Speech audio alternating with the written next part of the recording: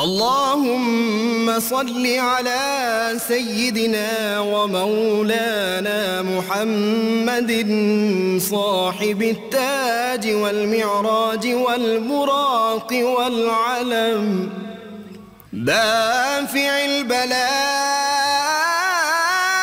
والوباء والقحط والمرض والألم، اسمه مكتوب مرفوع مشفوع منقوش في اللوح والقلم، سيد العرب والعجم، اسمه مقدس معطر مطهر منور في البيت والحرم، شمس الضحى بدر الدجى صدر العلا نور الهدى كهف الورى مصباح الظلم، جميل الشيم شفيع الأمم صاحب الجود والكرم، والله عاصمه وجبريل خادمه والبراق مركبه والمعراج سفره، وفوق سدرة المنتهى مقامه، وقاب قوسين مطلوبه والمطلوب مقصوده والمقصود موجود، سيد المرسلين خاتم النبيين شفيع المذنبين أنيس الغريبين رحمة للعالمين، راحة العاشقين مراد المشتاقين شمس العارفين سراج السالكين مصباح المكرمين، محب الفقراء والغرباء واليتامى والمساكين، سيد الثقلين نبي الحرمين إمام القبلتين وسيلتنا في الدارين، صاحب قاب قوسين محبوب رب المشرقين ورب المغربين، جد الحسن والحسين مولانا ومولى الثقلين، سيدنا أبي القاسم محمد بن عبد الله نور من نور الله،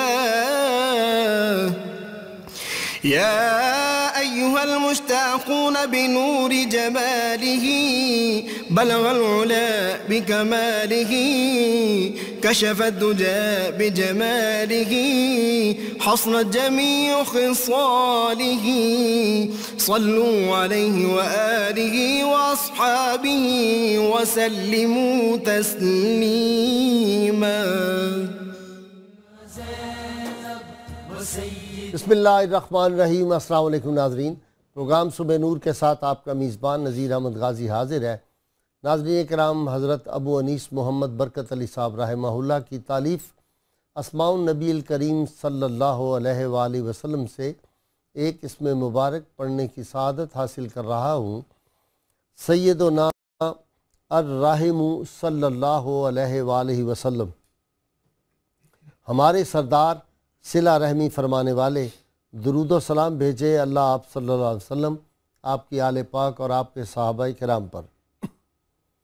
حضرت عبد الرحمن بن عوف رضی اللہ تعالی عنہ بیان کرتے ہیں کہ میں نے رسول اللہ صلی اللہ علیہ وسلم کو فرماتے ہوئے سنا کہ اللہ تعالیٰ کا فرمان ہے کہ بے شک میں اللہ ہوں، میں رحمان ہوں، یعنی صفت رحمت کے ساتھ متصف ہوں، میں نے رحم یعنی رشتے ناطے کو پیدا کیا ہے، اور میں نے اس کے نام کا لفظ اپنے نام یعنی رحمان کے لفظ سے نکالا ہے، لہذا جو شخص رحم کو جوڑے گا یعنی رشتے ناطے کے حقوق ادا کرے گا تو میں بھی اس کو اپنی رحمت کے ساتھ جوڑے رکھوں گا، اور جو شخص رحم کو توڑے گا تو میں بھی اس کو اپنی رحمت خاص سے جدا کر دوں گا۔ ناظرین کرام، آج کا ہمارا موضوع بہت دلچسپی کا حامل بھی ہے، اچھوتا بھی ہے، نیا بھی ہے، اور حقیقت پر مبنی بھی ہے، اور تواتر کے ساتھ اولیاء کرام کا اس پہ یقین بھی رہا ہے، امت مسلمہ کا بھی اس پہ یقین ہے۔ الشیخ سید عبد القادر جیلانی رحمہ اللہ ملائکہ اور رجال الغیب کے پیشوا۔ ناظرین کرام، سیدنا عبد القادر جیلانی رحمہ اللہ امام الاولیاء تھے۔ تمام اولیاء کی گردنوں پر ان کا پائے اقدس تھا، اور اس کو سب جید اولیاء کرام نے تسلیم کیا، اور قیامت تک اولیاء کرام اس بات کو تسلیم کرتے رہیں گے۔ آپ جب واعظ فرماتے تھے تو آپ کے واعظ میں 70,000 کے قریب انسان موجود ہوتے تھے، اور ان کے قلب و ذہن کی کیفیت بدل جاتی تھی جب آپ ارشادات فرماتے تھے۔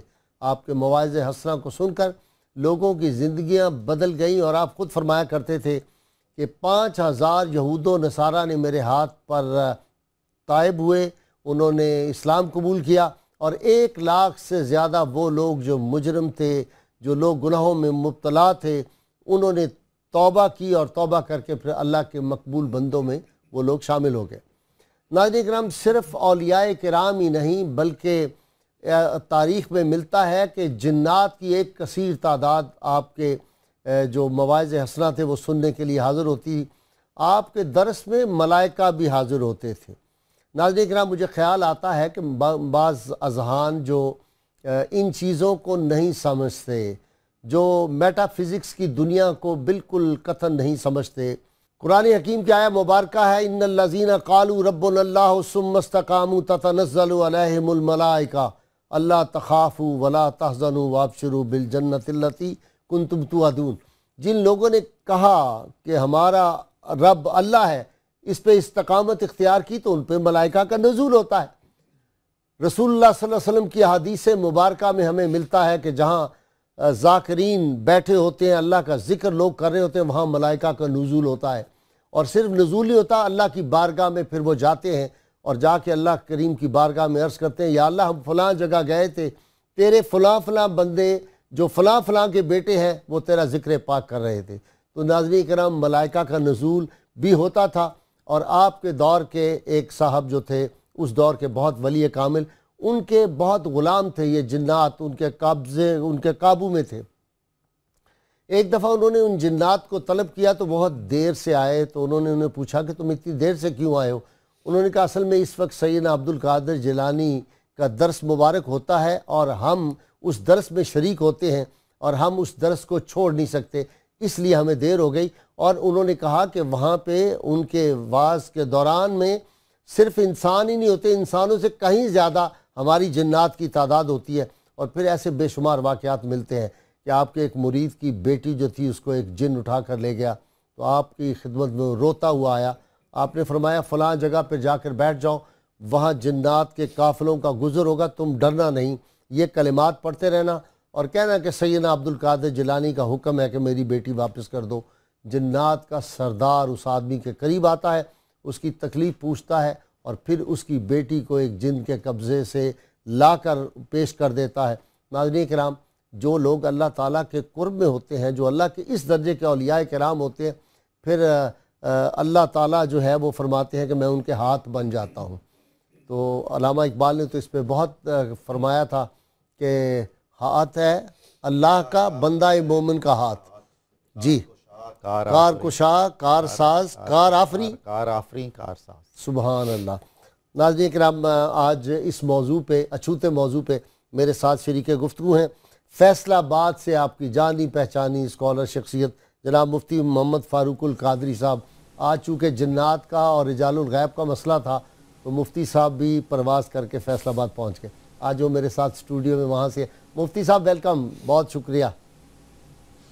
اور لاہور اسٹوڈیو سے ناظرین کرام میرے ساتھ ہیں پروفیسر ڈاکٹر معین نظامی صاحب، یہ سارے جنات میں سے نہیں ہیں، اور ان کے ساتھ ہے مفتی سعید رضی صاحب، اور ساتھ نوجوان اسکالر پروفیسر بشارت صدیق ہزاروی صاحب، اور آخر میں منقبت بارگاہ سیدنا عبد القادر جیلانی میں جناب الحاج اختر حسین قریشی صاحب جو ہے وہ پیش فرمائیں گے۔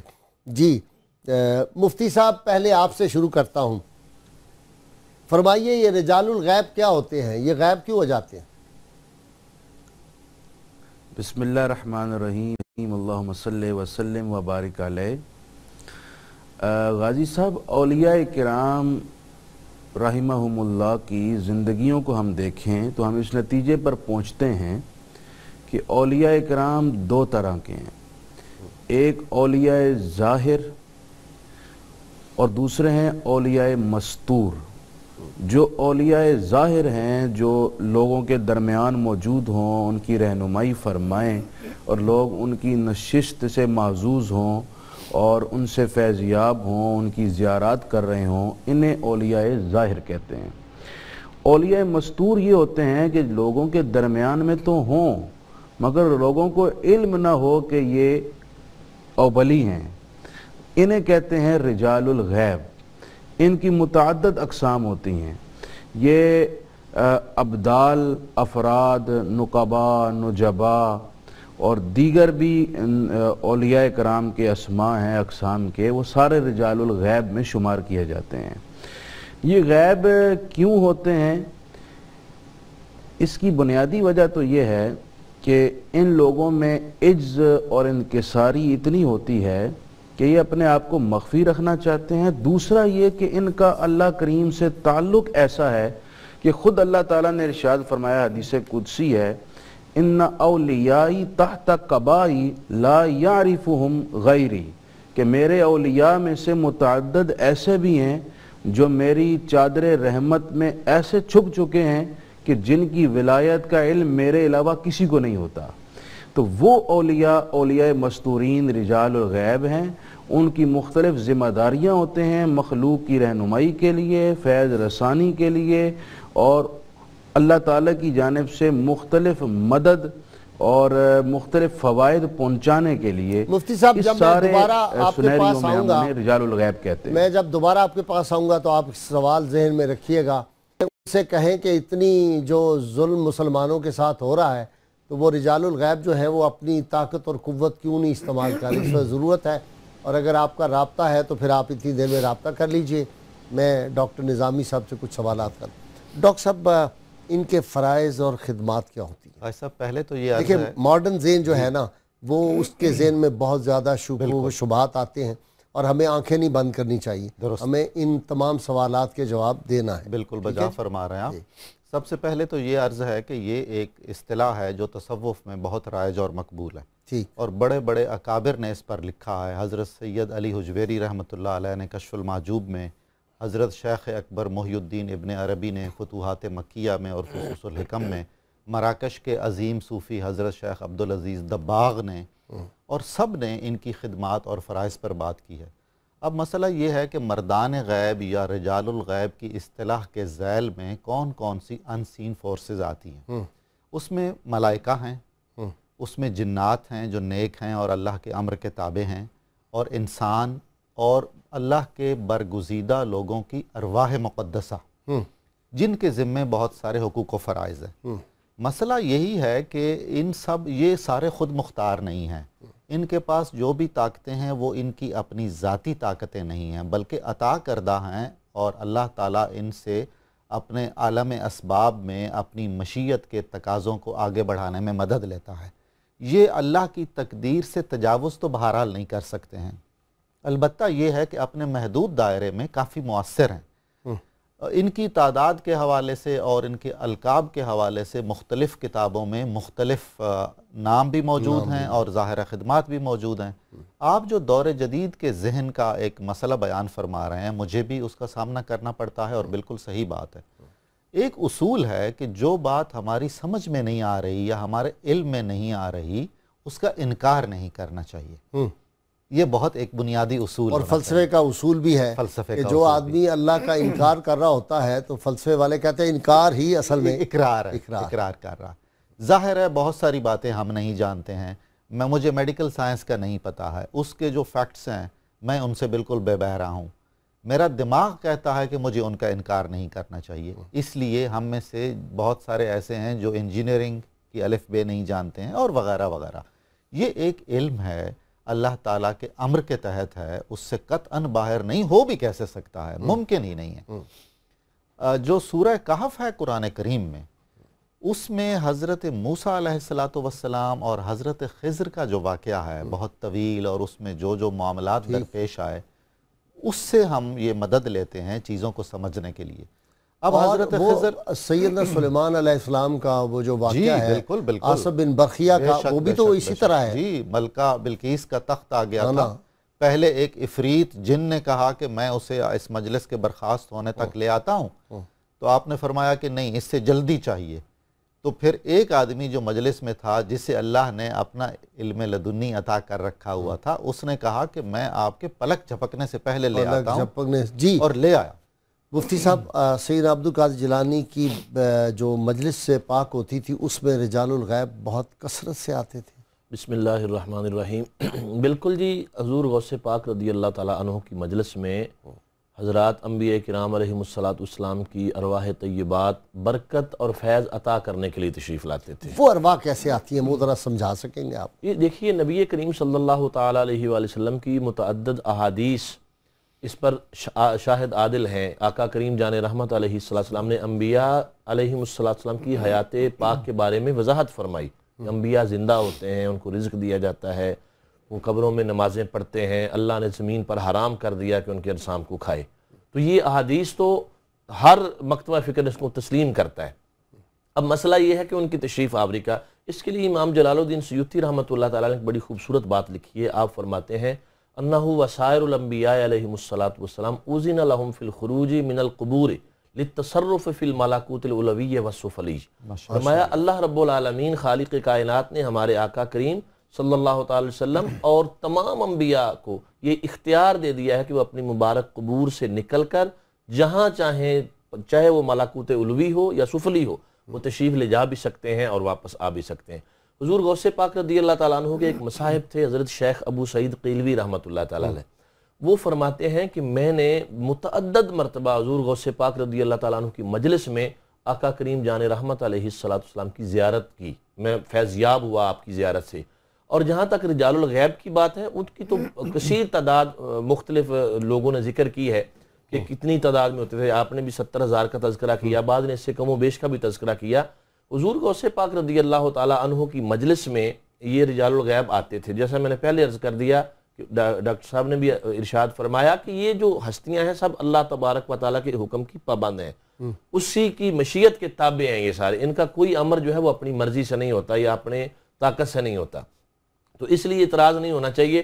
یہ حضرت شیخ ابو سعید قیلوی یہ فرماتے ہیں کہ آپ کی مجلس میں رجال الغیب کی پوزیشن یہ ہوتی تھی کہ جس دن آپ نے یہ فرمایا قدمی حاضی علی رقبت کل ولی اللہ، 70,000 کے قریب رجال الغیب بھی تھے جو ہوا میں تھے، ہوا میں کھڑے تھے، قطار در قطار کھڑے تھے، ان کو جگہ نہیں مل رہی تھی کھڑے، تو وہ سب نے اسی وقت اپنی گردنیں جھکا دیں، اور بعد نے یہ کہا کہ لا بل علی راسی وعینی، جی صرف میری گردن پر نہیں ہے، میرے سر پہ بھی ہے، میری آنکھوں پر بھی آپ کا قدم مبارک ہے۔ بشارت، اس طرح کا کوئی واقعہ میرے ذہن میں آ رہا ہے کہ اولیاء کی ایک جماعت پرواز کرتی ہوئی جا رہی تھی۔ بالکل، وہ ایک بزرگ تھے، وہ فرماتے ہیں کہ میں غالباً لبنان کے پہاڑوں میں ریاضت اور مجاہدے کے لیے گیا، تو وہاں ایک بزرگ 60 سال پہلے سے موجود تھے، اور شیخ جبل ان کا نام پڑ گیا اسی وجہ سے کہ وہاں پہاڑوں میں، تو انہوں نے، وہ فرماتے ہیں کہ میں نے وہاں ایک کثیر جماعت کو بغداد کی طرف جاتے ہوئے دیکھا، تو میں نے ان بزرگوں سے پوچھا تو انہوں نے فرمایا کہ یہ وہ جماعت ہے جس کو حکم ہوتا ہے کہ یہ بغداد جا کر حضرت غوث اعظم کی مجلس میں شرکت کریں۔ تو پوچھا گیا کہ یہ حکم کون دیتا ہے؟ فرمایا حضرت خضر علیہ السلام حکم دیتے ہیں کہ جلدی کرو اور حضرت غوث اعظم کی مجلس میں پہنچو۔ اور جناب خضر خود بھی تشریف لے جاتے تھے؟ جی، جس طرح مفتی صاحب نے حضرت ابو سعید رضی اللہ تعالیٰ عنہ کا ذکر کیا، انہی کا قول ہے۔ وہ فرماتے ہیں کہ میں نے حضرت خضر علیہ السلام کو بھی اس مجلس میں دیکھا، اور میں نے ان سے عرض کیا کہ آپ بھی یہاں تشریف لاتے ہیں، تو انہوں نے فرمایا جو بندہ کامیابی کی خواہش رکھتا ہے اس کو اس مجلس کی ملازمت اختیار کرنا پڑے گی، اس مجلس میں آنا پڑے گا۔ اصل جو بنیادی بات ہے غازی صاحب سمجھ ملائکہ والی بات سمجھائے نا، ملائکہ آتے ہیں؟ جی بالکل، میں اسی طرف آنے لگا ہوں۔ بنیادی بات جو ہمیں سمجھنی چاہیے وہ ایک قاعدہ اور کلیہ جو حضور صلی اللہ علیہ وسلم نے بیان کیا، من کان للہ کان اللہ لہو، جو اللہ کے لیے ہو جاتا ہے اللہ اس کا ہو جاتا ہے، ساری کائنات اس کے تابع کر دی جاتی ہے۔ آپ خود فرماتے ہیں حضرت غوث اعظم الانسو لہم مشائخن والجنو لہم مشائخن والملائکتو لہم مشائخن وانا شیخ کل. فرمایا انسانوں کی بھی مشائخ ہوتے ہیں، جنوں کے بھی مشائخ ہوتے ہیں، ملائکہ کے بھی مشائخ ہوتے ہیں، اور میں سب کا شیخ بنا کر بھیجا گیا ہوں. یہ جو ارسلت الی الخلق کافہ حضور صلی اللہ علیہ وسلم کا وصف تھا، اس کی جو صفت ہیں اس کا مظہر حضرت غوث اعظم کی ذات تھی. تمام مخلوق کی طرف آپ ولی بنا کر بھیجے گئے. فرشتوں کا 250 دینار کے آپ مقروض ہو گئے تو وہ قرض ایسا تھا کہ آپ ادا نہ کر سکے. وہ بزرگ فرمائیں کہ میں نے ایک شخص کو دیکھا جو آپ کی بارگاہ میں آیا، طویل گفتگو اس نے کی. گفتگو کرنے کے بعد اس نے کچھ سونا نکالا اور آپ کی بارگاہ میں پیش کیا کہ آپ یہ وہ قرض ادا کر دیں. وہ فرماتے ہیں کہ جب وہ بندہ غائب ہو گیا تو میں نے پوچھا حضرت غوث اعظم رضی اللہ تعالیٰ عنہ سے کہ یہ کون تھا؟ آپ نے فرمایا یہ تقدیر کا صراف تھا. میں نے عرض کیا یہ تقدیر کا صراف کیا ہوتا ہے؟ آپ نے فرمایا تقدیر کا صراف وہ فرشتہ ہے جو اللہ کی طرف سے اولیاء کا قرض ادا کرتا ہے. یہ وہ شخص تھا، فرشتہ تھا جو میرا قرض ادا کرنے کے لیے آیا. جہاں بنیادی بات جو غلط فہمی میں کوئی مبتلا نہ ہو، وہ قرض لیتے کیوں تھے؟ ان اولیاء کرام کے قرض لینے کا مقصد کیا تھا؟ وہ غرباء کی مدد تھی، تنگ دستوں کی تنگ دستی دور کرنا تھی، محتاجوں کی محتاجی دور کرنا تھی. جس طرح خود نبی اکرم صلی اللہ علیہ وسلم قرض لے کر غرباء کی مدد کرتے تھے. جب یہ صورتحال تھی تو پھر فرشتوں کے ذریعے ان کی مدد کی جاتی اور قرض دور کیا جاتا. ذرا میں مفتی فاروق القادری صاحب یہ مشکل سوال چھیڑ دیا ہے اپنا پروفیسر بشارت نے. مفتی صاحب سن رہے ہیں مجھے؟ جی جناب. آپ کو آواز مفتی صاحب یہ ملائکہ کو کیا ضرورت ہے؟ یہ تو میٹیریل چیز ہے، پیسے، یہ سکے، ان کو کیا ضرورت ہے اور وہ کیوں قرض دیں گے؟ یہ بات سمجھ نہیں آئی. ذرا آپ مفتی ہیں، سمجھائیں نا ذرا. میں بات سمجھ نہیں سکا. قرض دیتے ہیں یا لیتے ہیں؟ ملائکہ قرض دیتے ہیں، اور سیدنا عبد القادر جیلانی ایک موقع پر ان کے مقروض ہو گئے تھے. یہ ذرا بات سمجھائیں. بات یہ ہے غازی صاحب کہ جو اللہ تعالیٰ کے مقبول بندے ہیں ان کے معاملات کی نگہبانی اور کفالت خود اللہ تعالیٰ فرماتا ہے. ملائکہ یقیناً پابند ہیں اللہ کے حکم کے. اگر کسی موقع پر وہ اولیاء کی یا انسانوں کی کسی حوالے سے مدد کرنے آئیں، دراصل وہ مدد ہوتی ہے اللہ کریم کی. تو اپنے بندوں کے مشکل معاملات میں فرشتے جو حاضر ہو کر اللہ تعالیٰ کی جانب سے مدد کرتے ہیں، وہ اللہ تعالیٰ کی مدد ہے اور اللہ تعالیٰ اپنے بندوں کی دل جوئی فرما رہا ہے. میں ایک دو باتیں غازی صاحب رجال الغیب کے حوالے سے ہی کرنا چاہتا ہوں کہ حضور شہنشاہ بغداد سرکار غوث اعظم رضی اللہ تعالیٰ عنہ ابھی بچپن میں تھے کہ آپ کا ایک جگہ سے گزر ہوا اور آپ مکتب کی طرف جا رہے تھے تو راستے میں ایک صاحب نے آپ کو دیکھا. تو وہ دیکھتے دیکھتے ان کی نظر پڑ گئی فرشتوں پر جو سیدی غوث اعظم کے ساتھ مکتب جایا کرتے تھے. انہوں نے فرشتوں سے پوچھا ما ھذا الصبی، یہ بچہ کون ہے؟ یہ بات قلائد الجواہر میں بھی اور بہجت الاسرار میں بھی موجود ہے. تو فرشتوں نے کہا ھذا من بیت الاشراف، یہ اشراف اور سادات کے خاندان کا ایک چشم و چراغ ہے. تو ان بزرگوں نے پھر آگے سے جواب یہ دیا سیکون لہذا شان عظیم، ان قریب اس بچے کی میں ایک عظیم شان اور عظمت دیکھ رہا ہوں. سیدی غوث اعظم فرماتے ہیں کہ بچپن کا یہ واقعہ ہے، یہ انہوں نے کہا اور غائب ہو گئے. 40 سال گزر گئے، میری نگاہ تلاش کرتی رہی کہ وہ ہیں کہاں. تو 40 سال کے بعد میں نے ان کو دیکھا، وہ دراصل رجال الغیب میں سے تھے. اور سیدی غوث اعظم رضی اللہ تعالیٰ عنہ کی زندگی میں اس طرح متعدد رجال الغیب آتے. ایک مجھے بات یاد آ رہی حضرت محی الدین ابن عربی رحمہ اللہ، یہ میں جب بریک سے آؤں گا شوق ہوا کہ میں یہ واقعہ اب میں بریک سے بعد آؤں گا تو آپ شیخ الدین ابن عربی رحمۃ اللہ علیہ کا یہ واقعہ میں سنائیں گے. ناظرین کرام، آپ دیکھ رہے ہیں کہ آج کا موضوع انتہائی دلچسپ بھی ہے، معلومات افزا بھی ہے، اور یہ وہ شعبہ ہے جس کو ہمارے ہاں لوگ ایوائڈ کرتے ہیں، ٹچ نہیں کرتے، اس پہ گفتگو نہیں کرتے.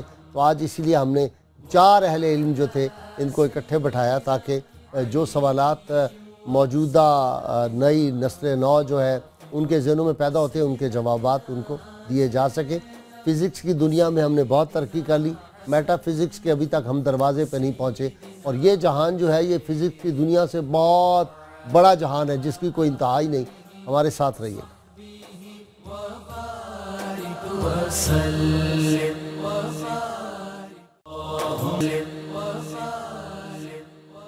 ویلکم بیک ناظرین کرام۔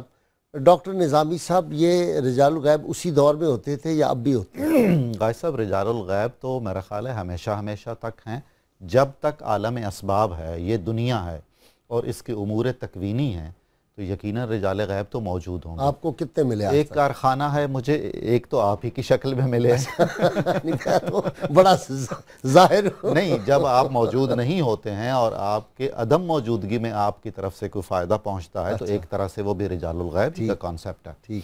غازی صاحب، حضرت سید عبد القادر جیلانی بچپن میں جب مدرسے میں جاتے تھے تو آواز آتی تھی نا کہ اللہ کے ولی کے لیے جگہ بناؤ، وہ رجال الغیب ہی آواز دیتے تھے۔ رجال الغیب کے ذمے ہے کہ اللہ کے حکم کے تحت معاملات تقدیر اس دنیا کے نبٹانے کے لیے کام کریں۔ وہ کارکن ہیں اور کارندے ہیں۔ وہ خدمت اور ذمہ داری ان سے بھی بڑے کسی طاقتور ہستی کے پاس، جیسے حضرت شیخ عبد القادر جیلانی ہیں، ان کو اگر عطا کی گئی تو اللہ تعالیٰ اپنے ان کارندوں کو حکم دیتا ہے کہ اس کی آپ اطاعت میں رہیں، تاکہ وہ کام آگے چلتا رہے اور اس میں کوئی رخنہ نہ ہو۔ بعض اوقات سوال پیدا ہوتا ہے کہ ایک شہر تباہ ہو گیا، بھائی وہ تقدیر الہی ہی میں تھا اور ممکن ہے اس میں بھی رجال الغیب کا عمل دخل ہو۔ خود قصہ حضرت خضر نے، جی حضرت خضر نے جو وہ دیوار کو گرتے ہوئے بچایا تھا، ایک بچہ مار دیا تھا، تو یہ تو ایسا ہی مسئلہ ہے۔ ہم اگر ظاہری دنیا میں بہت سارے لوگوں کے محتاج ہیں تو یقیناً ایک دنیا جو ہمیں دکھائی نہیں دے رہی، غیب کا مطلب وہی ہے نا جی، جو دکھائی نہیں دے رہی، یقیناً اس میں بھی تو اللہ کے کارکن اور کارندے ہیں۔ بہت سو کو معلوم ہے کہ ہم کارندے ہیں، بہت سو کو معلوم ہی نہیں ہے، وہ بس ان سے کام لیا جا رہا ہے۔ کوئی دیکھے تو ہے باریک فطرت کا حجاب اتنا، نمایاں ہے فرشتوں کے تبسم ہائے پنہاں۔ تو یہ ہے تو صحیح، جن کو نہیں نصیب ہوتا وہ پھر اس کا انکار کرتے ہیں۔ اصل چیز غازی صاحب یہ ہے، جس کے اندر روحانیت کا بیج نہیں بویا گیا، جس کے اندر کونپل ہی نہیں پھوٹی روحانیت کی، وہ اس لذت سے آشنا ہی نہیں ہے۔ جس کو اللہ رب العالمین جس کا ذہن وسیع کر دیتا ہے، جس کے ذہن میں یہ روحانیت کا پودا اگ جاتا ہے، پھر وہ اس پھل سے، اس کی چاشنی سے آشنا ہوتا ہے۔ حضور غوث پاک رضی اللہ تعالیٰ عنہ فرماتے ہیں کہ 25 سال تک میں مجاہدے کرتا رہا جنگلات میں، بیابانوں میں۔ اس دور میں جنات بھی آتے تھے میرے پاس اور رجال الغیب بھی آتے تھے۔ ایسے گزرتا رہا وقت، تو پھر ایک دن حضرت سیدنا خضر علیہ نبینا الکریم علیہ الصلوۃ والتسلیم تشریف لائے، تو انہوں نے تعارف نہیں کرایا اپنا، کچھ دن ایسے ہی ساتھ رہے۔ تو پھر وہ پوچھنے لگے کہ کیا آپ میری مجلس کو پسند کرتے ہیں؟ تو حضور غوث پاک رضی اللہ تعالیٰ فرما کہ بالکل، مجھے آپ کی مجلس بہت پسند ہے، اور میں نے اپنے اوپر یہ لازم کر لیا ہے کہ آپ کی کسی بات کی سے سرتابی نہیں کروں گا۔ تو پھر حضور غوث پاک رضی اللہ تعالیٰ کے ساتھ حضرت خضر کافی دیر تک رہے، ان کے رفیق رہے، اور فرماتے ہیں کہ پھر انہوں نے مجھے کہا کہ چلو اب بغداد چلتے ہیں۔ تو پھر وہ ان کو جنگلات سے، وہاں سے بیابانوں سے لے کے آئے اور کہا کہ اب حکم الہی آ گیا ہے کہ اب آپ لوگوں کی رشد و ہدایت کا سامان کریں۔ تو مدرسہ نظامیہ میں پھر آپ نے دارالارشاد قائم کیا اور وہاں آپ واعظ فرماتے، اور واعظ فرمانے کے دوران جو پہلے بھی بات ہوئی، ایک دن آپ نے فرمایا کہ آج میرے مخاطب جو ہیں وہ لوگ ہیں جو نظر نہیں آئیں گے، جو کوہ کاف میں ہیں اور مجھے سن رہے ہیں، رجال الغیب۔ تو فرمایا کہ آج میں جو گفتگو کروں گا، اس سے لقائے خداوندی کے شوق میں ان کی ٹوپیاں اور ان کے پیرہن جو ہیں وہ جل جائیں گے۔ اللہ، اب یہ بات کرنا تھی تو مجمع میں لوگ بھی بیٹھے تھے۔ آپ کے شہزادے حضرت سیدنا عبد الرزاق رضی اللہ تعالیٰ عنہ، وہ اچانک ان کی ٹوپی میں آگ لگ گئی اور ان کے لباس میں آگ لگ گئی، اور حضور غوث پاک رضی اللہ عنہ وہ آگ بجھائی، وہ اٹھے، دیکھا اور پھر بے ہوش ہو گئے۔ تو بعد میں جب وہ ہوش میں آئے تو لوگوں نے پوچھا کہ آپ کو کیا ہوا، آپ کیوں بے ہوش ہو گئے اور آپ کی ٹوپی میں آگ لگ گئی اور لباس میں آگ لگ گئی؟ انہوں نے کہا کہ میری اچانک جب نگاہ اٹھی تو میں نے دیکھا کہ یہ سارے آسمان پر جدھر میری نظر گئی لوگ ہیں، وہ رجال الغیب جو ہیں وہ حضور کا واعظ سن رہے ہیں، سب کی ٹوپیاں جل رہی ہیں، سب کے لباس میں آگ لگی ہوئی ہے، اور وہ واعظ سنتے سنتے کوئی گریہ کر رہا ہے، کوئی چیخ رہا ہے، کوئی دعائیاں دے رہا ہے، لیکن ایسے وہ محو ہو کے سن رہے ہیں کہ ان کو کسی چیز کی ہوش نہیں ہے۔ تو پھر حضور غوث پاک رضی اللہ تعالیٰ نے اپنے شہزادے سے فرمایا کہ یہ تو رجال الغیب کی محفل تھی، آپ بھی آج سے رجال الغیب میں شامل ہو گئے۔ ماشاءاللہ۔ اچھا پروفیسر بشارت، یہ جو ارواح مقدسہ آتی ہیں، اولیاء کی بھی آتی ہیں، جو دنیا سے چلے گئے ان کی بھی آتی ہیں، اور جو زندہ ہوتے ہیں، یہ بعض اوقات یہ بھی ہوتا ہے کہ حاضر ہو جاتے ہیں اور یہ مثلا پاکستان میں ہیں تو وہاں پہنچ گئے بغداد، ایک لمحے میں، اس طرح ہوتا ہے؟ غازی صاحب، امام عبدالوہاب شعرانی علیہ رحمہ نے بڑی خوبصورت بات لکھی. آپ فرماتے ہیں ولی کامل کے اوصاف میں سے یہ ایک صفت ہے کہ جو بندہ ان سے محبت کرتا ہے یہ ہر لمحہ اس کے ساتھ ہوتے ہیں. ایک ولی سینکڑوں سال پہلے گزر گیا، اب اس کا چاہنے والا عالم نزاع میں ہے تو فرماتے ہیں ولی کامل اس کے سرہانے کھڑا ہوتا ہے. قبر میں سوال و جواب ہوتا ہے، وہ ساتھ ہوتا ہے. میدان محشر میں ساتھ ہوتا ہے. پل صراط پر ساتھ ہوتا ہے، جب تک کہ وہ اس کو جنت میں داخل نہ کروا دے. اچھا، یہ جو تھے نا حضرت گوہر الدین صاحب جیندر شریف والے گجرات، وہ ایک دن جا رہے تھے تو ان کے ساتھ وہاں انبیاء کی قبور ہے نا، تو ایک جو نبی تھے وہ ان کے ساتھ چلتے ہوئے جا رہے تھے. تو انہوں نے کہا حضرت آگے وہ آدمی ہل چلا رہا ہے تو وہ کہیں دیکھ نہ لے، تو آپ تشریف لے جائیں، وہ ڈر جائے گا، قد آپ کا بہت لمبا ہے. تو انہوں نے فرمایا نہیں، اس بندے کو ہم نظر نہیں آ رہے. تو بابا جی نے اس کو آواز دی کہ حسن دین ہم کتنے آدمی ہیں؟ کہتا ہے حضرت صاحب صبح مذاق کر رہے ہیں، آپ اکیلے ہی چلے جا رہے ہیں، آپ مجھ سے مذاق کر رہے ہیں. انہوں نے فرمایا کہ دیکھو ان کو ہم نظر نہیں آ رہے. یہ ویسے غازی صاحب آج بھی خانقاہ چھور شریف میں جو جامع مسجد ہے جو حضرت خواجہ عبدالرحمن چھوروی علیہ رحمہ نے تعمیر کی تھی، وہاں وہ ستون موجود ہے جو ضرورت تھا تو وہ غیب سے آ کر نصب ہوا. وہ آج بھی موجود ہے، لوگ اس کی زیارت کرتے ہیں. وہ رجال الغیب کی طرف سے وہ ستون اس مسجد میں نصب کیا گیا. یہ اولیاء کاملین کی طاقت ہے، ان کا تصرف ہے. حضرت غوث اعظم شیخ عبد القادر جیلانی رحمۃ اللہ تعالی علیہ چونکہ ساری مخلوق کی طرف شیخ اور ولی بن کر آئے، آپ فرماتے ہیں کہ میں جامع مسجد منصورہ عشاء کی نماز میں ادا کر رہا تھا تو مقام سجدہ پر ایک بڑا سانپ منہ کھول کر بیٹھ گیا. فرماتے ہیں جب میں سجدے میں جانے لگا تو میں نے ہاتھ سے ایک طرف کر دیا، پھر جب میں قعدے میں بیٹھا تو وہ ران سے ہوتا ہوا گردن تک آیا، پورے جسم پر لپٹ گیا. جب سلام پھیرا تو غائب ہو گیا. فرماتے ہیں اگلے دن صبح اسی مسجد کے صحن میں نے ایک طویل قد والے شخص کو دیکھا جس کی بڑی بڑی آنکھیں تھی، اور میں سمجھ گیا کہ یہ جن ہے. اس نے مجھے کہا عبدالقادر آپ نے مجھے پہچانا، میں وہی سانپ ہوں جو رات مسجد میں آیا تھا نماز کے وقت. اور میں نے اس طرح بہت سارے لوگوں کو آزمایا، کئی ظاہر و باطن میں ڈر گئے، کئی ظاہر میں ڈرے اور باطن سے بچ گئے، کئی باطن میں اور ڈرے، بھی ہے ایک واقعہ ظاہر سے بچے. آپ جو تقدیر کا جب معاملہ کہہ رہے تھے سانپ گود میں گرا. اچھا، یہاں جو بات آپ نے فرمائی تھی وہ تو اس نے کہا کہ میں نے آپ کو آزمایا اور آپ سے زیادہ ثابت قدم ظاہر و باطن میں آج تک میں نے نہیں دیکھا. تقدیر الہی. میں مفتی صاحب سے، مفتی صاحب حضرت شیخ اکبر محی الدین ابن عربی کا واقعہ مکمل فرمائیں. غازی صاحب قبلہ، میں اس سے بھی پہلے اب ایک حدیث شریف تمام ناظرین کو سنا کر رجال الغیب کے وجود پر اتمام حجت کرنا چاہتا ہوں. ضرور. بڑی معروف حدیث پاک ہے. حضور جان عالمین صلی اللہ تعالی علیہ وآلہ وسلم نے ارشاد فرمایا کہ جب تم کسی ویرانے میں ہو اور تمہارے ارد گرد کوئی نہ ہو اور تمہاری کوئی چیز کھو جائے یا تم راستہ بھٹک جاؤ تو تم کہو یا عباد اللہ اعینونی، اے اللہ کے بندو میری مدد کرو. حالانکہ وہاں بظاہر کوئی شخص موجود نہیں ہے. تو تمام محدثین نے اس کی شرح میں لکھا ہے کہ وہ رجال الغیب ہیں جو عالم میں سفر کرتے رہتے ہیں اور یہ پکار سن کر وہ مدد کو آ پہنچتے ہیں. سبحان اللہ. اسی لیے مجھے یہاں پر علامہ اقبال کے وہ اشعار بھی یاد آ رہے ہیں. انہوں نے فرمایا تھا یہ غازی یہ تیرے پر اسرار بندے جنہیں تو نے بخشا ہے ذوق خدائی، دو نیم ان کی ہیبت سے صحرا و دریا، پہاڑ ان کی ٹھوکر سے مانند رائی.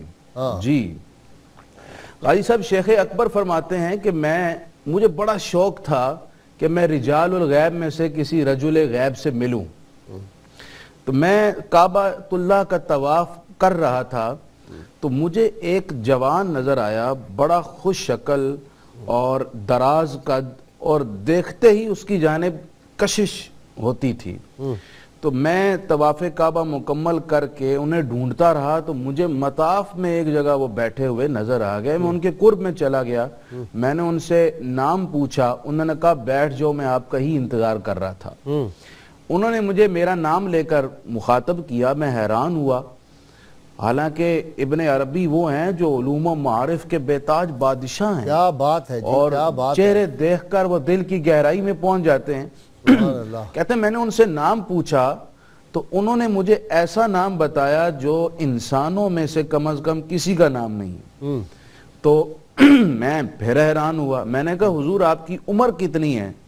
تو وہ فرمانے لگے کہ میری عمر 70 لاکھ سال ہے۔ اللہ، میری حیرانگی اور بڑھ گئی۔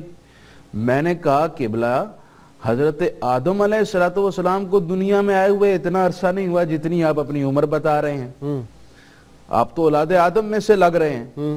تو وہ کہنے لگے کس آدم کی بات کر رہے ہیں آپ؟ حضرت آدم علیہ السلام پہلے نبی کی؟ کہا ہاں۔ فرمایا وہ تو کل کی بات ہے، ہم تو ان سے بھی پہلے کے ہیں۔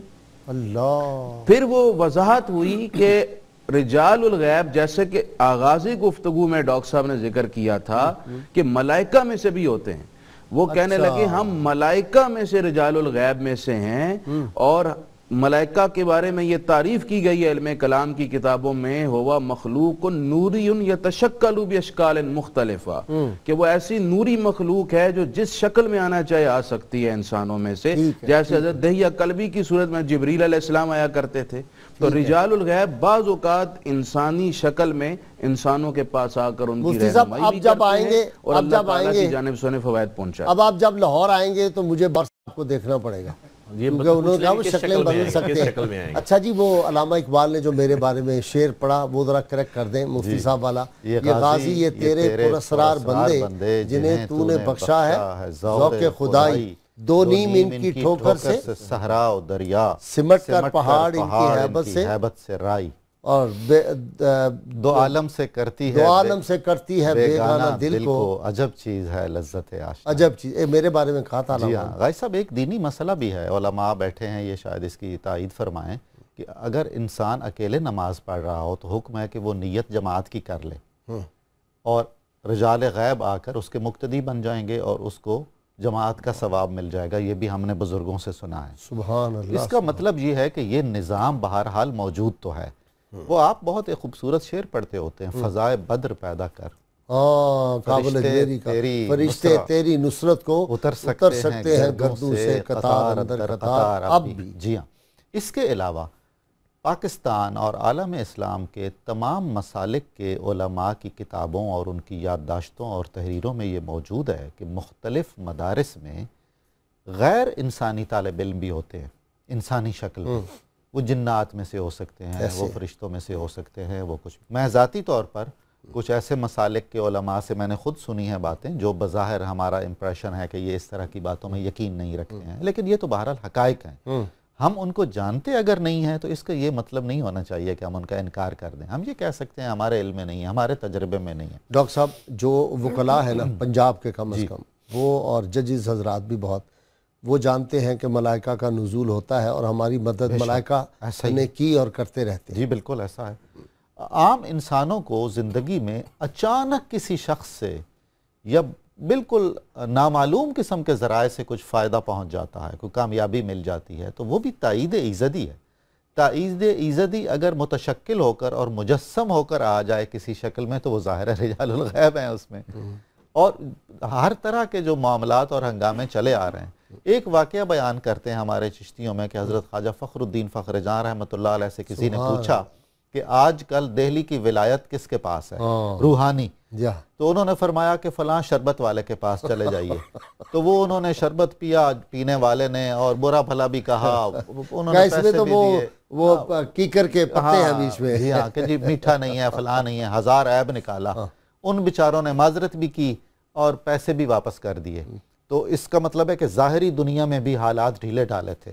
کچھ عرصے کے بعد بہت سختی ہو گئی، وہ پھر خواجہ فخر جہاں کے پاس گئے اور پوچھا کہ جناب یہ تو حالات بڑے سخت ہو گئے ہیں اور بڑی نگرانی ہو گئی۔ فرمایا کہ فلاں جو خربوزہ بیچتا ہے نا جامع مسجد دلی کی سیڑھیوں پہ، اس کے پاس جائیے۔ وہاں گئے، خربوزہ کھایا، بڑا میٹھا تھا، پھینکا۔ انہوں نے پکڑ لیا خربوزہ فروش نے، انہوں نے کہا مجھے نہیں پتا، یہ شربت والا نہیں ہے، یہ شربت والا نہیں ہے معاملہ، پیسے نکالو اور چلتے بنو۔ تو اس طرح کے واقعات ہوتے ہیں۔ حضرت یہ جو تھے نا جی احمد آباد میں جن کا مزار ہے، حضرت موسیٰ سہاگ رحمۃ اللہ علیہ، سہاگی سلسلہ جن سے ہے، ان کے بھی ایسے واقعات محی العقول ہیں۔ حضرت غوث محمد شاہ قلندر پانی پتی جو تھے، ان کی کتاب آپ پڑھ لیں، تذکرہ غوث۔ بالکل۔ اصل میں غازی صاحب یہی چیز جو ہم پہلے سے ڈسکس کر رہے ہیں کہ اصل جس کو یہ روحانیت نصیب ہوگی وہی ان چیزوں کو پا سکتا ہے۔ حضور اعلیٰ حضرت امام محمد رضا محدث بریلوی نے بذات خود لکھا ہے اپنے تجربے میں کہ میری بہت سارے مواقع پہ حضرت خضر نے مدد فرمائی ہے۔ ایک یہ آپ نے واقعہ بتانا ہے حضرت کا، میں سوال پوچھ لوں۔ آج کا سوال ناظرین کرام وقت ہو گیا، جو سوال کا صحیح جواب دے انہیں ہم کسان آئل کی جانب سے گفٹ پیش کرتے ہیں۔ ناظرین کرام آج کا سوال ہے الشیخ سیدنا عبد القادر جیلانی رحمہ اللہ کی مشہور ترین تصنیف کا کیا نام ہے؟ اور گزشتہ سوال جو آپ سے ہم نے پوچھا تھا، سیدنا شیخ عبد القادر جیلانی رضی اللہ تعالیٰ عنہ بغداد شریف کے قصبے جیلان میں پیدا ہوئے تھے۔ درست جواب دینے والے خوش نصیبوں کے نام ہیں مسز جنید صاحبہ لاہور، امجد علی صاحب قصور، محمد حفیظ صاحب جیلم، عزیز اشرف صاحب کراچی، محمد مزمل اوکاڑا، نعیم اقبال خوشاب، محمد اکبر خانیوال، حامد رضا میلسی، زبیر محمود صاحب ملتان، صدام حسین صاحب خیرپور۔ صدام حسین خیرپور پہنچ گئے، اللہ خیر کرے۔ جناب یعنی یہ میں عرض کر رہا کہ امام احمد رضا کے متعلق آپ دیکھیں کہ وہ ان کی علمی شان و شوکت، ان کا سارا جو تعارف ہے وہ ایک عالم دین کی حیثیت سے، لیکن وہ خود یہ فرماتے ہیں، اپنا تجربہ نقل کرتے ہیں کہ مجھے بارہا مختلف مواقع پر حضرت خضر نے میری دستگیری کی ہے، میری مدد فرمائی ہے۔ تو وہ جو حدیث پاک مفتی صاحب سنا رہے تھے تو اس کا تو مشاہدہ ہے، بارہا آپ دیکھیں، کبھی خدا نہ خواستہ جنگل میں یا کسی ایسی جگہ پہ وہ حدیث پاک کے الفاظ نظر نہیں آئیں گے لیکن آپ کا کام کر جائیں گے۔ اور یہ بھی بزرگوں نے اپنے تجربے میں لکھا ہے کہ رجال الغیب کو ایسے بلا وجہ بلانا نہیں چاہیے، جب آپ کی کوئی دنیاوی سبیل کارگر نہ ہو تب آپ ان کو مدد کریں۔ تو اب تو کوئی بلانے کا بہت یہ صحیح موقع ہے، بلائیں ان کو، مدد کریں، مسلمانوں کی شام میں، برما میں، پاکستان میں مدد کریں۔ یہ ہو سکتی ہے لیکن دین بچانے کی ضرورت بات پھر وہ یہ فضائے بدر پہلے پیدا کرنی پڑے گی نا، اس کے بعد ہی یہ ہوگی۔ اور یہ جو ڈاکٹر صاحب نے بات بیان کی کہ مشیت عزدی بھی تو کوئی چیز ہے نا، اس کو دیکھیں آپ، یہ جو کچھ ہو رہا ہے مسلمانوں کے ساتھ، اس کے لیے پہلے اپنے اعمال بھی تو دیکھیں نا، ہم ایسا کیوں ہمارے ساتھ ہو رہا ہے۔ تو یہ اعمال درست ہو جائیں گے تو خود بخود اللہ پاک کی مدد بھی آ جائے گی اور رجال الغیب بھی مدد فرمائیں گے۔ اب وہ حکم الہی کے پابند ہیں۔ مفتی صاحب یہ ہیپی نیو ایئر ہوتا ہے نا، تو ہمارے ہاں اس دن محفل ہوتی ہے، اور یہ سالہ سال سے والد گرامی سے یہ معمول تھا کہ وہ کہتے تھے کہ اس دن جلال ربی سے بچنے کے لیے ضرور اس دن محفل ہونی چاہیے۔ تو ہمارے ہاں اب بھی وہ اس دن محفل ہوتی ہے، فرسٹ جو ڈے ہوتا ہے، یہ انگریزی کا بھی، محرم میں تو اس طرح کی باتیں نہیں ہوتی، لیکن یہ جو ہے یہ بڑا خطرناک ہوتا ہے۔ تو اس لیے یہ بات آپ کی درست ہے کہ اس فضا کو پیدا کرنے کی۔ غالب صاحب اس میں ایک چیز یہ ہے کہ میں یہ آپ کے توسط سے پوری دنیا کے لوگ دیکھ رہے ہیں، یہ علماء کو یا آپ جیسے جو سنجیدہ لوگ ہیں ان کو کوئی دشمنی نہیں ہے کہ ہم نیو ایئر نائٹ کی مخالفت کرتے ہیں۔ اصل چیز یہ ہے کہ نئے سال کا آغاز ہونے جا رہا ہے، عیسوی سال کا، وہ بھی ہمارا ہی سال ہے، تو کم از کم اس کی ابتدا اچھے طریقے سے کریں۔ اور یہاں پر میں 92 نیوز کو مبارکباد پیش کرتا ہوں کہ جب رات کے 12 بجے تو باقی چینلز نے اپنے وہ ہلے گلے سے آغاز کیا، تو یہاں پہ حدیث پاک کی روشنی میں دعا پڑھی گئی، سبحان اللہ، اور اس کے بعد جو ہے وہ باقاعدہ طریقے سے اس کا آغاز کیا۔ تو یہ ایک بہت اچھی ریت ہے، اچھی روایت ہے۔ جی رجال الغیب پہ پھر آ جاتے ہیں، ملائکہ آتے ہیں، اچھا نظر نہیں آتے، کسی کو لوگ نظر بھی آتے ہیں، ایسا ہوا حدیث میں لگتا ہے؟ جی غازی صاحب اولیاء کاملین کی نگاہ کے اندر اللہ تعالیٰ نے یہ طاقت رکھی ہے، جس طرح حضور صلی اللہ علیہ وسلم نے فرمایا اتقوا فراست المومن انہ ینظر بنور اللہ، کہ مومن کی فراست سے بچو، یہ اللہ کے نور سے دیکھتے ہیں۔ حضرت غوث اعظم شیخ عبد القادر جیلانی رحمۃ اللہ تعالیٰ علیہ، ایک تو وہ واقعہ میں مکمل کر دوں جو آپ نے فرمایا تھا، وہ سانپ آپ کی گود میں گرا، پھر آپ کے جسم سے لپٹ گیا، آپ کلام فرما رہے تھے، آپ نے کلام نہیں روکا، پھر وہ آپ سے مخاطب ہوا اسی صورت کے اندر، اسی شکل میں، تو اس نے کہا کہ میں نے آپ جیسا ثابت قدم نہیں دیکھا۔ آپ نے فرمایا بات یہ ہے کہ میں قضاء و قدر کے بارے میں گفتگو کر رہا ہوں، تو تم ہو کیا؟ ایک کیڑا ہی ہو نا، قضاء کی وجہ سے تم حرکت کرتے ہو، قدر کی وجہ سے ساکن ہو جاتے ہو، تو میں جو بات کر رہا ہوں میں اپنے قول کی مخالفت کیسے کر سکتا تھا اگر میں تم سے ڈر جاتا؟ اس نے کہا کہ میں نے ایسا ثابت قدم نہیں دیکھا۔ حضرت غوث اعظم رضی اللہ تعالیٰ عنہ کی نگاہ کے اندر جو طاقت تھی، جیسا حافظ الحدیث علامہ احمد مالکی نے لکھا کہ وہ جو 5 چیزوں کا علم ہے جو اللہ تعالیٰ نے اپنے نبی کو عطا کیا، وہ صرف نبی علیہ السلام تک محدود نہیں، اس امت کے 7 کتب کو بھی وہ علم عطا کیا گیا، اور غوث تو کتب سے بھی اوپر ہوتا ہے، غوث کو پھر غوث اعظم کو یقیناً وہ علم عطا تھا کہ ساری کائنات ان کے سامنے تھی۔ نظر تو الہ بلاد اللہ جمن اتصالی۔ آج سائنس جو ہے وہ بالکل فیل ہو گئی کائنات کی وسعتوں کا اندازہ لگانے سے۔ حضرت غوث اعظم نے بتایا کہ کائنات کی انتہا ابتدا کیا ہے. پروفیسر بشارت بہت شکریہ آپ کا, مفتی صاحب آپ کا بھی, اور ڈاکٹر صاحب آپ کا شکریہ. ہمیں مختصر سی بریک لینی ناظرین اکرام, بہت مختصر سی بریک, اور مجھے ابھی کتاب الشفا سے نسخہ بھی آپ کو بتانا ہے, اور پھر ہمیں منقبت بھی سنی. ہمارے ساتھ رہیے گا. ویلکم بیک ناظرین اکرام, کتاب الشفا سے نسخے کا وقت ہو گیا. قوت حافظہ کا عمل. فجر کی اذان کے فوراً بعد سورہ طٰہٰ کی آیت نمبر 25 ربی شرح لی صدری ویسر لی امری واحلل عقدۃ من لسانی یفقہوا قولی آخر تک 100 مرتبہ پڑھ کر پانی پر دم کر کے پی لینے سے قوت حافظہ مضبوط ہو جاتا ہے. ناظرین کرام, سید جیلانی فرماتے ہیں صبر یہ ہے کہ مصیبت کے وقت عاجزی کا دامن تھامے رکھو اور اللہ تعالیٰ کے فیصلوں کے سامنے سر تسلیم خم کر دو.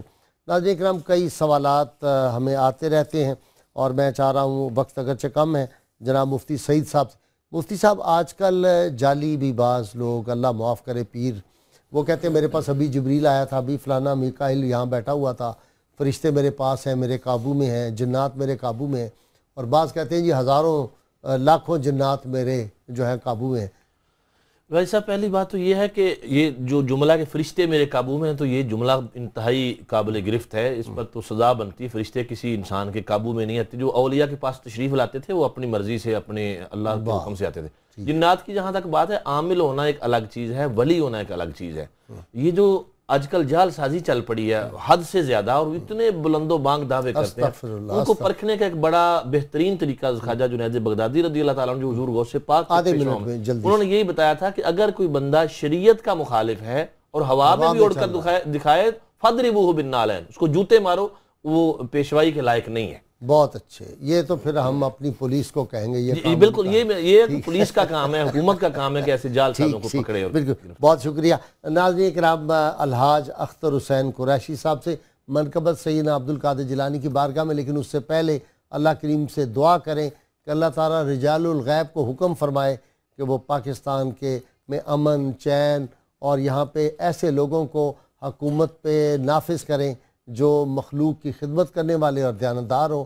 اور میرے ساتھ جاتے جاتے پاکستان کا نعرہ پھر ہم منقبت سنیں گے, پاکستان زندہ باد. جی قریشی صاحب, الحاج اختر حسین قریشی. اطاعت سرور دین کی روایت غوث اعظم کی رہے حق میں نرالی استقامت غوث اعظم کی قدم سب اولیاء کی گردنوں پر شاہ جیلاں کا قدم سب اولیاء کی گردنوں پر شاہ جیلاں کا رہے گی تا ابد جاری ولایت غوث اعظم کی رہے گی تا ابد جاری ولایت غوث اعظم کی مریدی لا تخف کس نے کہا ہے میرے میراں نے مریدی لا تخف کس نے کہا ہے میرے میراں نے علی دے بخشش و رحمت ہے نسبت غوث اعظم کی